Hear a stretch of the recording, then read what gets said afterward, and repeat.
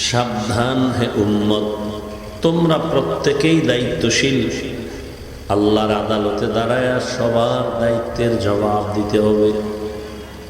দুনিয়ায় না আখেরাতে জবাব দিতে হবে।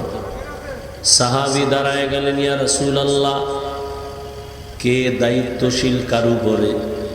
নবীজি বললেন, যার অধীনে যারা বসবাস করে, অধীনস্থদের যিনি গার্ডিয়ান, যিনি মালিক, তিনি হবেন অধীনস্থদের দায়িত্বশীল।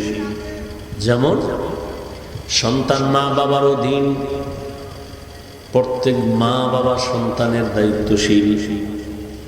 স্ত্রী স্বামীর অধীন, প্রত্যেক স্বামী স্ত্রীর দায়িত্বশীল। প্রত্যেক ছাত্র ছাত্রী শিক্ষক শিক্ষিকাদের অধীন, প্রত্যেক শিক্ষক শিক্ষিকা ছাত্র ছাত্রীর দায়িত্বশীল। মসজিদের ইমাম খতিব হলেন সব মুসল্লিদের দায়িত্বশীল। এলাকার মেম্বার ওয়ার্ডের মানুষের দায়িত্বশীল। একজন ইউনিয়নের চেয়ারম্যান ইউনিয়নবাসীর দায়িত্বশীল।